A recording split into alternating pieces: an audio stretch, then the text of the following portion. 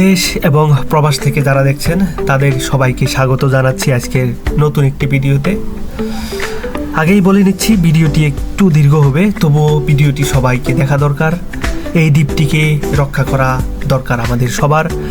এই দ্বীপটি ঢাকা রাজধানীর বুকে একটি অসম্ভব সুন্দর একটি দ্বীপ, একটি কল্পনাতীত একটি সুন্দর দ্বীপ। এই দ্বীপের সৌন্দর্য, এই দ্বীপের মাধুর্য আপনাদেরকে মুগ্ধ করবেই। সুতরাং এই অজানা দ্বীপের রহস্য ঘেরা এই দ্বীপটিকে, এই কৃষ্ণচূড়া দ্বীপটিকে রক্ষা করা আমাদের সবার দায়িত্ব। তাই আগেই বলে নিচ্ছি, এই ভিডিওটি দেখে বেশি বেশি করে লাইক, কমেন্টস এবং শেয়ার করবেন, আর যথাযথ কর্তৃপক্ষের কাছে এই ভিডিওটির বার্তা পৌঁছে দেবেন সবার কাছে। এই প্রত্যাশায় শুরু করছি আজকের ভিডিও। দেখতে থাকুন এই সুন্দর দ্বীপটির সৌন্দর্য এবং কে দখল করে রেখেছে এই দ্বীপটি, কে এই দ্বীপটিকে গিলে খাওয়ার জন্য সকল আয়োজন সম্পন্ন করেছে, তাও জানতে পারবেন এই ভিডিওতে। রাজধানী ঢাকা শহরের বুকে যেন এক স্বর্গীয় দ্বীপ।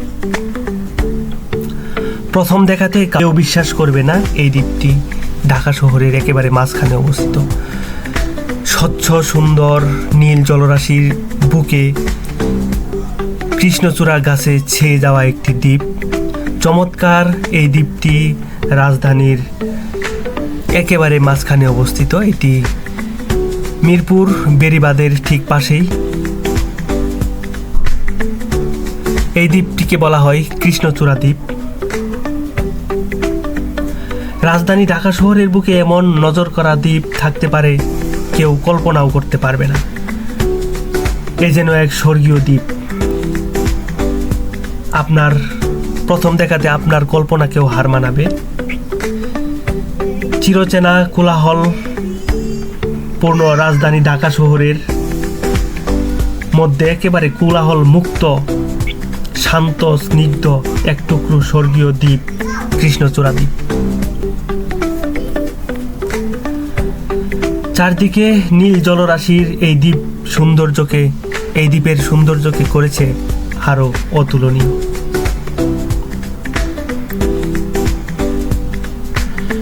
সত্যি কথা বলতে কি, এই দ্বীপের সামনে দাঁড়িয়ে ঘন্টার পর ঘন্টা দাঁড়িয়ে থাকলেও আপনার ক্লান্তি আসবে না, বরং মনকে করবে আরো শীতল, স্নিগ্ধ, কোমল।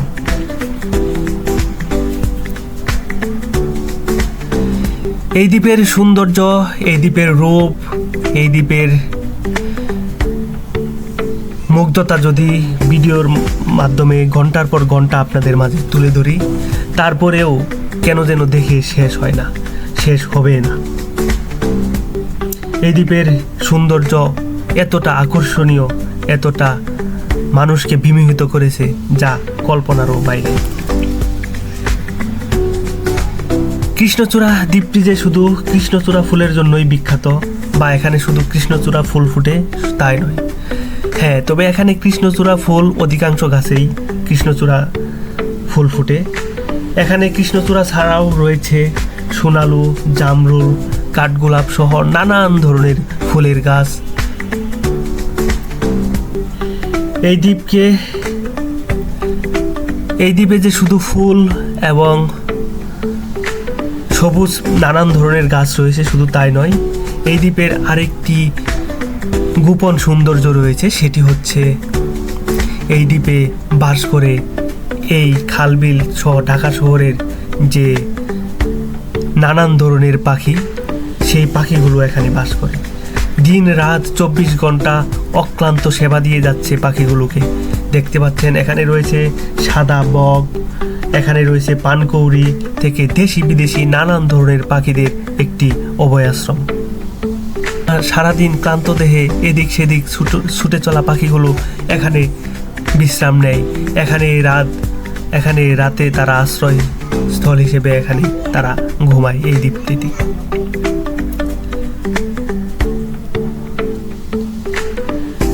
রাজধানীর বুকে এত বড়, এত সুন্দর একটি দ্বীপ, সেখানে এত সুন্দর একটি দ্বীপ ভ্রমণ পিপাসুদের আকৃষ্ট করবে, এটাই স্বাভাবিক। সেই সাথে এই দ্বীপকে আরও সুন্দর করতে পারলে, এই দ্বীপটিকে সুন্দরভাবে সংরক্ষিত করতে পারলে পর্যটন পিপাসুদেরকে এবং বাংলাদেশকে এবং এই রাজধানী ঢাকাকে আরও বিশ্বের বুকে মর্যাদাবান করবে বলে আমার বিশ্বাস।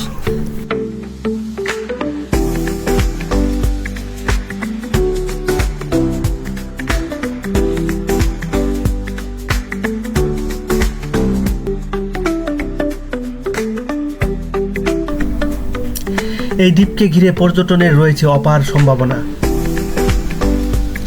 এই দ্বীপের চারপাশে যে নীল জলরাশি, সেটিকে সংরক্ষিত করতে পারলে এই দ্বীপ বাংলাদেশের রাজধানী ঢাকা শহরের অন্যতম পর্যটন স্পটে পরিণত হবে, এটি নির্দ্বিধায় বলা যায়। যেহেতু ঢাকা শহরে হাঁটার মতো জায়গা নেই, খেলার মতো জায়গা নেই, একটু বসে বিশ্রাম নেওয়ার মতো জায়গা নেই, সেই কারণে ঢাকার বুকে এত বড় একটি দ্বীপ, এত বড় একটি বিলের মাঝখানে এত সুন্দর একটি জায়গা সত্যি অতুলনীয়, অকল্পনীয়। সুতরাং সরকারের যথাযথ কর্তৃপক্ষ এই দ্বীপ এবং এই বিলকে সংরক্ষণের মাধ্যমে এই এলাকাটিকে একটি পর্যটন স্পট হিসেবে গড়ে তুলবেন, এই আশা আমাদের সকলের।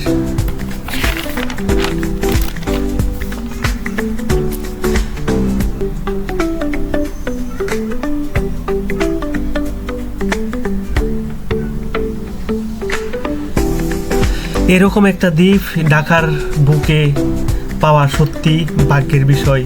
এটি আমাদের রক্ষা করার দায়িত্ব সবার, সকলের।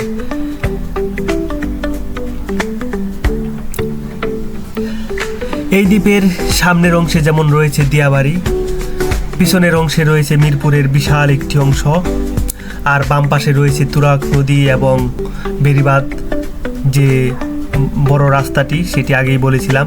আর ডান পাশে রয়েছে তো চমৎকার সেই metro rail station, Uttara centre এবং উত্তরা উত্তর স্টেশন। অর্থাৎ চারদিক থেকে এই দ্বীপের সৌন্দর্য উপভোগ করার একটি চমৎকার লোকেশনে পরিণত হবে।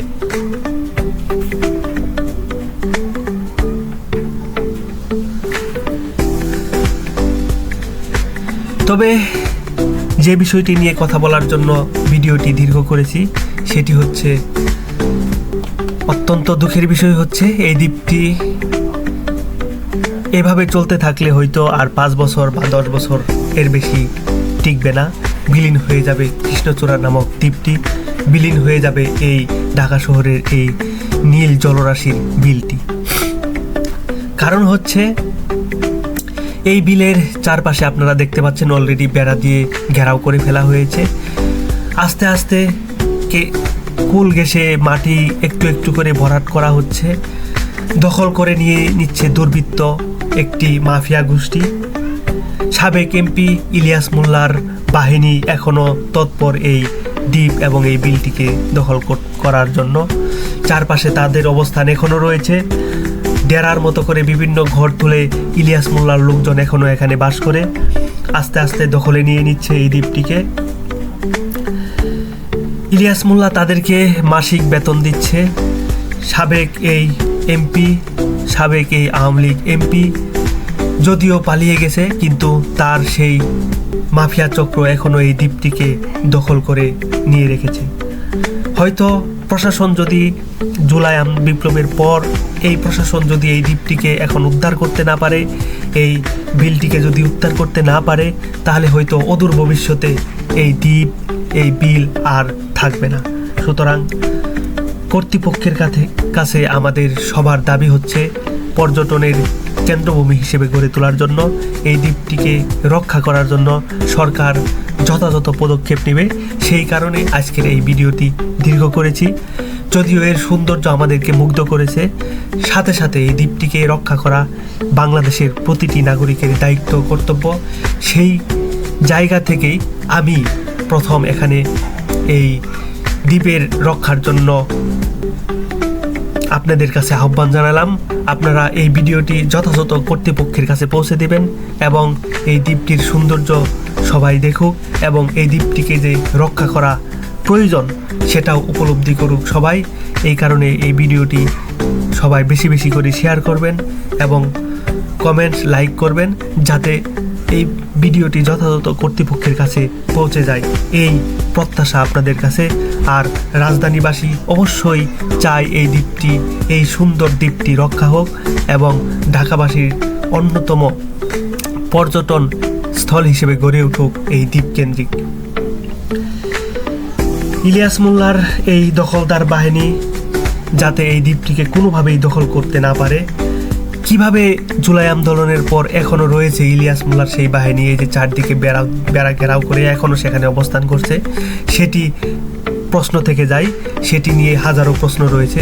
তবু সরকারের দৃষ্টি আকর্ষণ করছি, সরকার আশা করি এখানে দ্রুত সুদৃষ্টি দিয়ে এই দ্বীপটিকে, এই বিলটিকে রক্ষা করবেন এবং এখানে পর্যটনের একটি গুরুত্বপূর্ণ স্পট হিসেবে গড়ে তুলবেন।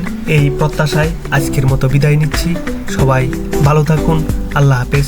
দেখা হবে নতুন কোনো ভিডিওতে। সবাই ভিডিওটি লাইক, কমেন্ট এবং শেয়ার করুন, আর ইউটিউবে সাবস্ক্রাইব করার অনুরোধ রইল সবার প্রতি। আল্লাহ হাফেজ।